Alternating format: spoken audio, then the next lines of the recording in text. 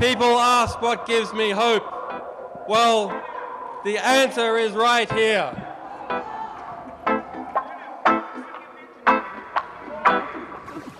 I have been sustained by your solidarity, and I'm grateful for the efforts of people all around the world supporting the work of WikiLeaks, supporting freedom of speech, freedom of the press, essential elements in any democracy.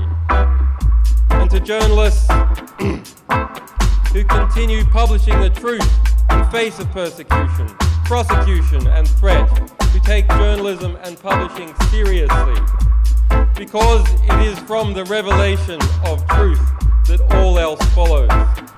Our buildings can only be as tall as their bricks are strong.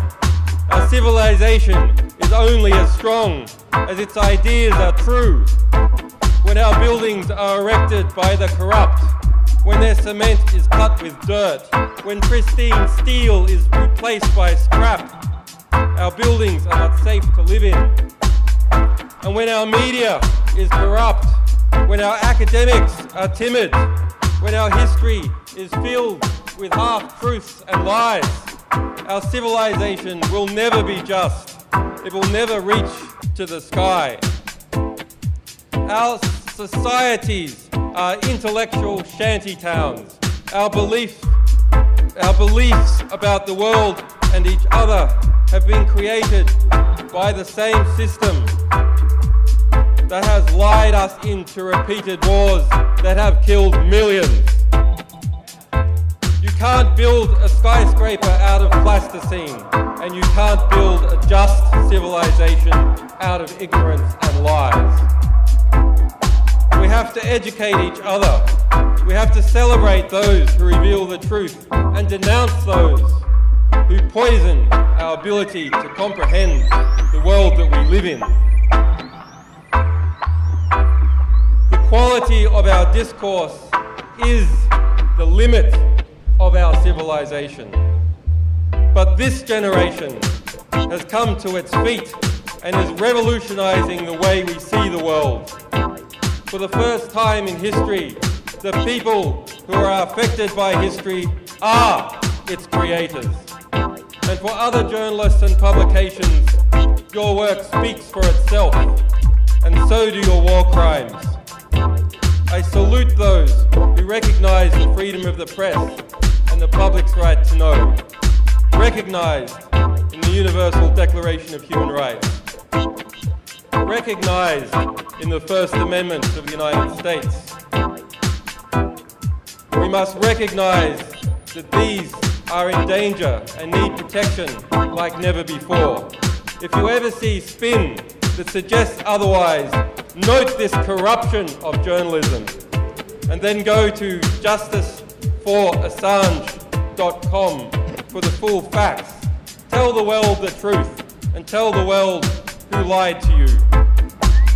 Despite the limitations, despite the extrajudicial banking blockade, which circles WikiLeaks like the Cuban embargo, despite an unprecedented criminal investigation and a campaign to damage and destroy my organization, 2012 has been a huge year. We have released nearly 1 million documents relating to the unfolding war in Syria. We have exposed the mass surveillance state and hundreds of documents from private intelligence companies. We have released information about the treatment of detainees at Guantanamo Bay and elsewhere, the symbol of the corruption of the rule of law in the West and beyond. And last week, information revealed by WikiLeaks was vital and cited in the judgment in determining what really happened to El Masri, an innocent European kidnapped and tortured by the CIA. The power of people speaking up and resisting together terrifies corrupt and undemocratic power. So much so that ordinary people here in the West are now the enemy of governments, an enemy to be watched, an enemy to be controlled, and to be impoverished. True democracy is not the White House. True democracy is not Canberra. True democracy is the resistance of people armed with the truth against lies. For once, we the people stop speaking out and stop dissenting. Once we are distracted or pacified, once we turn away from each other, we are no longer free. For true democracy is the sum of our resistance. If you don't speak up, if you give up what is uniquely yours as a human being, if you surrender your consciousness, your independence, your sense of what is right and what is wrong,